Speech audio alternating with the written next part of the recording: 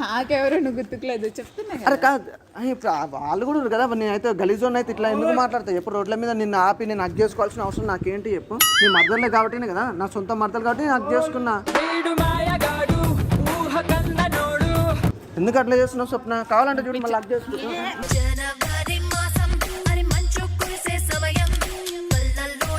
జరగదు, నేను ఆల్రెడీ వేరే అబ్బాయిని లవ్ చేస్తున్నా, కథలు పడుతున్నావు ఏంది?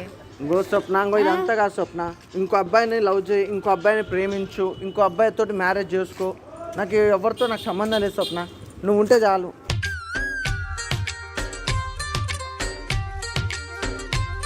నీతోటి అంతా కుదరదు, నేను వేరే అబ్బాయిని లవ్ చేస్తున్నా ఆల్రెడీ.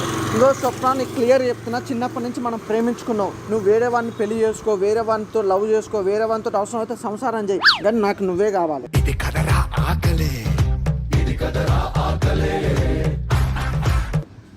అది ఎట్లా కుదిరిద్ది? పిచ్చి పిచ్చిగా మాట్లాడుతున్నావు, తేడాగా మాట్లాడుతున్నావు, నీకు పిచ్చి పట్టి ఉంటుంది. హాస్పిటల్కి వెళ్ళి నీకు గుర్తుపెట్టుకో స్వప్న, నువ్వు మాట్లాడేది పద్ధతి కదా అసలు. నువ్వు మాట్లాడేది పద్ధతిగా ఉందా? ఏంది వస్తున్నావు అంటే పిలిస్తే ఓడి పిలిచినా పోతావా? ఓడి పిలిచినా పోతావా? పోవట్లేదు నేను. చూడన్నా మా మరదలు అసలు పట్టించుకోదు, మాట్లాడదు.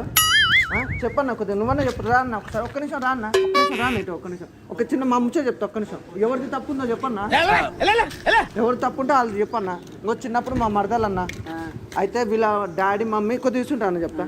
చిన్నప్పుడు మా మరదలన్నా చిన్నప్పుడే వెళ్ళిపోయింది. వీళ్ళ డాడీకి మాకు గొడవ అయిపోయింది, వీళ్ళ ఫ్యామిలీకి మా ఫ్యామిలీకి గొడవ అయిపోయింది. ఆయన వెళ్ళిపోయిండు, విడిపోయినాం అందరం విడిపోయినాక నేను మరీ అంత ఎదవలా కనపడుతున్నానా? ఓ మాదిరిగా కూడా కనపడలేదా? తర్వాతకి మాట్లాడతలే. ఇప్పుడు సడన్ గా ఒక 15 సంవత్సరాల తర్వాత కలిసింది. మాట్లాడుతుంది ఏమైతుంది అన్న, ఇంకో ఇట్లా గిల్లని కూడా గిల్లనియదు.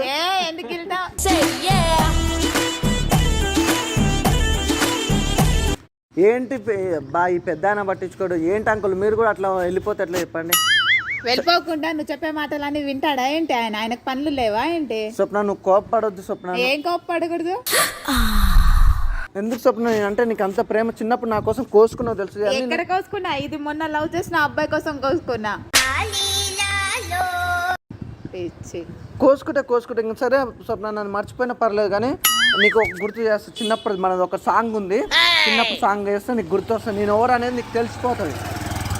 ఏంటో అసలు నువ్వు ఏం మాట్లాడుతున్నావు, ఏం అర్థమే కావాలి. చిన్నప్పుడు మన ఇద్దరం ఒక పాట పాడుకునేది తెలుసా? ఆ పాట ఇప్పుడు సినిమాలలో కూడా పెట్టారు. ఆ పాట సినిమాల్లో కూడా పెట్టారా? సినిమా నువ్వు దగ్గర నీకు గుర్తు చేస్తానుకే కదా. ఇట్లా ఉండు, చేయి ఇట్లా పెట్టుకో, ఇట్లా ఉండు, మంచిగా ఉన్నాగా. ఇట్లా చూడు, కళ్ళల్లోకి చూడు.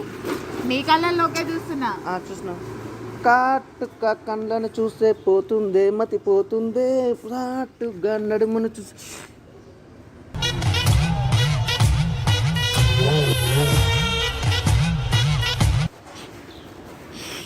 ఎక్కడ చూస్తున్నావు? ఏంటిది కథ?